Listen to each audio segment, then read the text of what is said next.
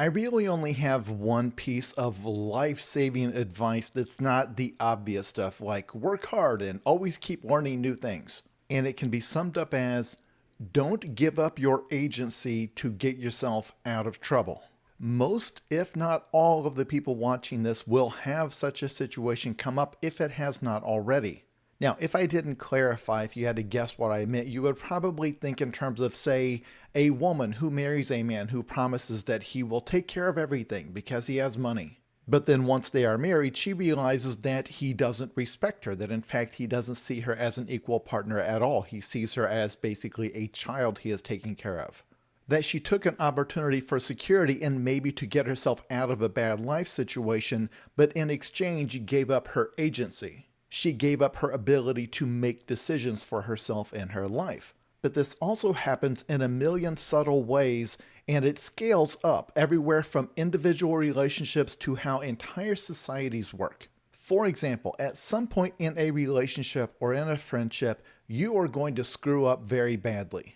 You're either going to say something terrible, or you're going to do something awful, or you're just going to be neglectful. You will be asked to do something important and you will fail to do it. And in that moment, a totally unspoken opportunity is going to present itself. Because what you could do is say, this is absolutely my fault. I made a bad decision. I should have paid more attention to what I was doing. I should have tried harder to control myself. All I can do is ask you to forgive me and say that I will absolutely make sure that this never happens again. Then the other person can decide whether or not to forgive you and how to move on. Or at the key point when you feel all of the stress of everybody being mad at you, of all of this guilt weighing on you, you can take what feels like a get out of jail free card, where you say, what I did wasn't my fault. I said those awful things to you because of my traumatic background. It causes me to say things like this. I forgot to pick you up at the airport because of my ADHD. It's hard for me to remember appointments. Or I didn't do this thing that you said you desperately needed me to do because my anxiety was very bad that day. And you have put them in a situation where now they can't be mad at you, because that's like being mad at a person in a wheelchair for not climbing a long set of stairs. If you stay mad at me, you're the bad guy. It's basically discrimination. How can you be mad at somebody for something that wasn't their fault? And in the moment, you will feel like, yes, I've done it. People are not mad at me anymore. But then going forward, you'll notice some subtle changes, and it may start with something as simple as them not asking you to do things for them anymore. And in the short term, especially if you are very immature, you might think, yes, great, less stuff for me to have to do every day. When what has actually happened is they have reduced your role in the relationship. They have stopped seeing you as an equal partner. They have stopped seeing you as someone they can depend on. If the pattern continues, they may stop seeing you as a partner at all. They may just start seeing you as a burden, as like a child they are taking care of. And if they cut off that relationship a month or a year down the line, that will quietly be why. They may not say so, especially if they have bought into the idea that they're not allowed to complain about this because you say that none of it is your fault.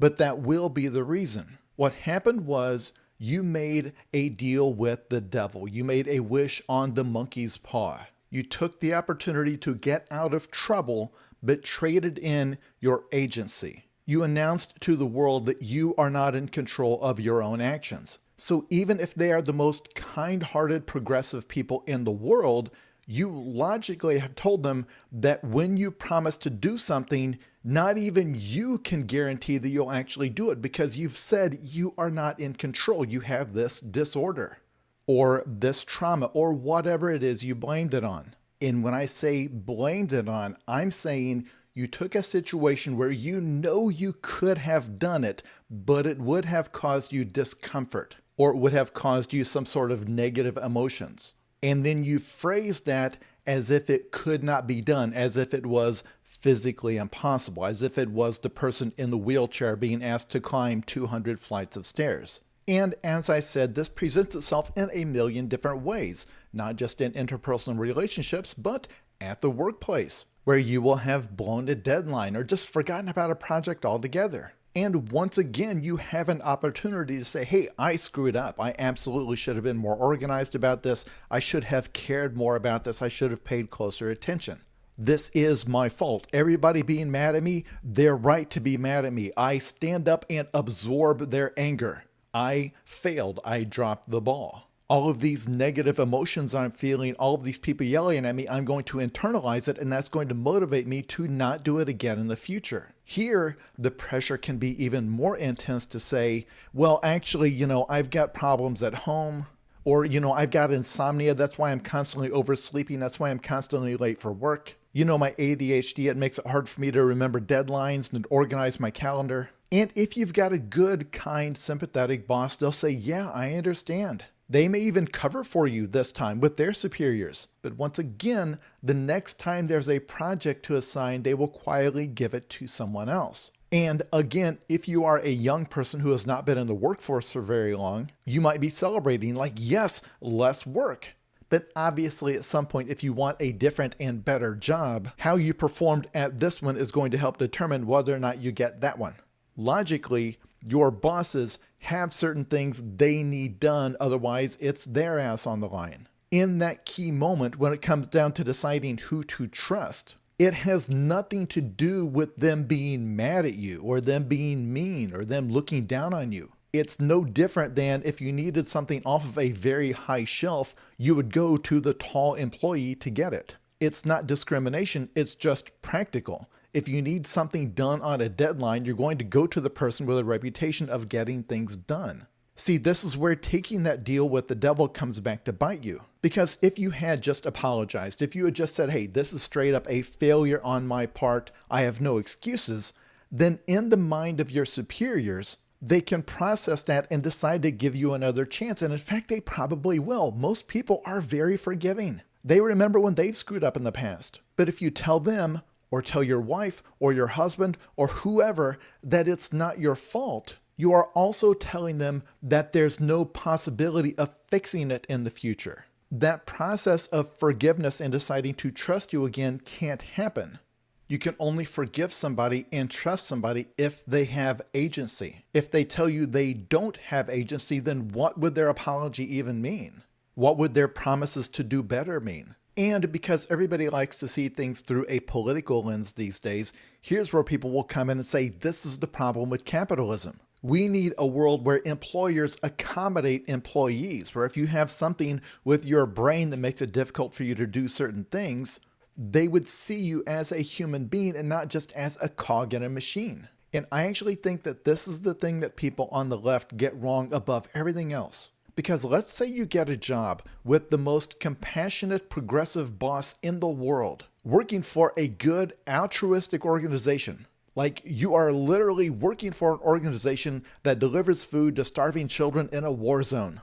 If you do something or fail to do something that disrupts the delivery, if you forget to file the right paperwork, or you don't do the task because it activated your anxiety, or you missed a flight because you got the time wrong because of your ADHD, no amount of acceptance on their end for your condition is going to make that okay, because their empathy or compassion for you as an employee has to be balanced with the much greater number of people who they are serving. If their goal is to get food to hungry children, or get assistance to the elderly, or install solar panels, in every case, they need to actually get the stuff done and get it done correctly and to get it done on time. If you tell them, I'm sorry, I couldn't do it because of this thing I have wrong with me, then the rational response on their part is to make sure that you are not trusted with anything important in the future. Not because they are mad at you, not because they are discriminating against you. It is purely a practical matter.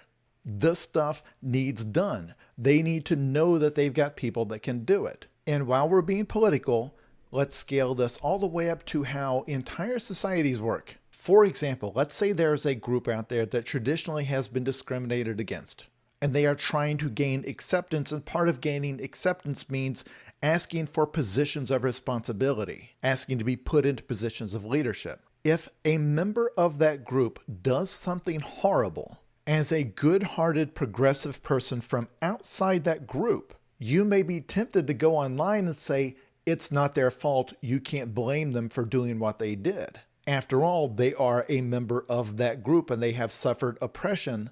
That's what caused them to do this thing. When it comes out of your mouth, it will sound like empathy. Like you're saying, go easy on this person. What most other people will hear is, this group can't control themselves. That what this person did, because you say it's inherent to the group they're in, any of them could do this at any time. You are trying to make that deal with the devil on their behalf. You're trying to deflect the anger by trading in their agency. And you will notice that typically it's people within the group who are actually the harshest critics who say, hey, this does not represent who we are. And this really is the one thing that I can never get people to accept or internalize. And for the most part, I've just stopped saying it.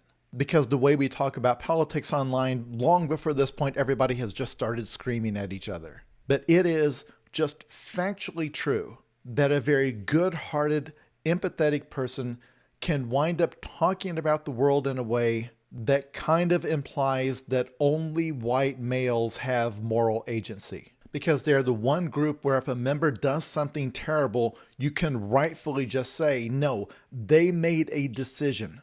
They used their free will as an adult to do a bad thing. They need to acknowledge that and then work through some process where they are forgiven or serve their time or whatever to pay their debt to society. Where with any other group, no matter who they are, there will be some kind-hearted person who says, well, this woman who murdered all 5 of her children, she was driven crazy by the patriarchy. And you put everybody else in a position where even if they have no prejudice in their hearts, they have no sexism anywhere in their soul, you're putting them in a position where if they accept that, then they have to look at every woman with suspicion. Because you're saying, 1, living under this society can make them do terrible things, and 2, if they do terrible things, I don't think they should face any consequences for it. And here's the crazy thing.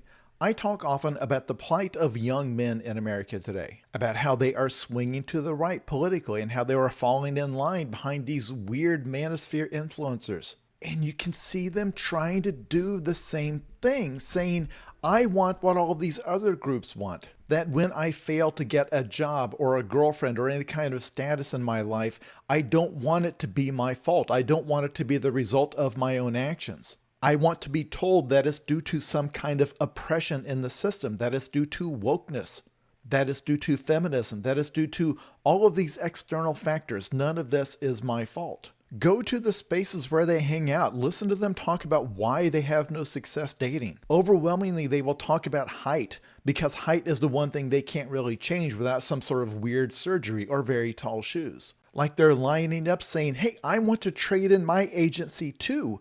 Like everybody has decided that agency is too much of a burden. And even stranger than that, you will see them longing for some sort of authoritarian system, the return of a king or a dictator or somebody that will get rid of all of this weird freedom that we have. Somebody who will assign them a wife, literally begging for some sort of an iron-fisted leader to come in and take their agency away.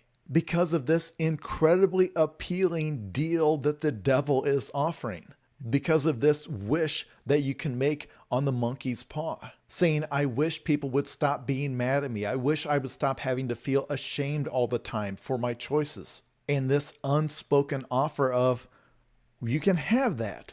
That in exchange, you have to acknowledge that you actually cannot be the captain of your own life. And that someone else needs to do that for you. Because there will always be somebody willing to do it. Which brings me to AI. That's right, somehow this video was about AI the whole time. The shocking thing about the adoption of things like ChatGPT is not the employers looking to replace employees with it. People are constantly trying to automate. I don't find that surprising at all. No, the thing that shocked me was how quickly people wanted to turn their decision-making over to ChatGPT. They will ask their chatbots not just for investment advice or career advice, they will ask them for dating advice. The reason they're doing this is not because they think the robot is going to make better decisions. They're doing it because they are being offered a deal of a society where very soon, if a decision blows up in your face, you can blame it on the AI. Very, very soon, if it has not happened already, there will be layoffs at a company. And when you sit down with the HR person to ask why you're being laid off, they will cite the decision of an AI that they have used to optimize their company. And they will phrase it as, look, if it was up to me, we would keep you on here forever. Everybody loves you. You do good work. But the AI has modeled millions of scenarios, and it has said that unless we cut down a certain number of positions, including yours, the company will die within 36 months. And the AI, of course, is many, many times more intelligent than any of us. Whether or not the AI can actually make better decisions is irrelevant. What they want is to surrender their agency to something else. Just as right now there are people making decisions on their relationships based on astrology, or what their psychic told them, or a prophetic dream they had. The issue of whether or not they are making good decisions in the long run is less important than the issue of whether or not they get blamed for how those decisions turn out. In other words, as a species, we all are being presented with this deal with the devil, a future where we will not be blamed for the stuff that goes wrong, where people will stop being mad at us, and all we have to do in order to achieve it is surrender our agency, to abandon the entire concept of free will, to leave behind the incredibly stressful experience of being a human being who makes decisions, and live your new, much more comfortable life as a puppet. Side note, I realize somewhere out there is a kid who is unaware of the short story The Monkey's Paw and doesn't know what I'm referencing when I say that. Just Google it.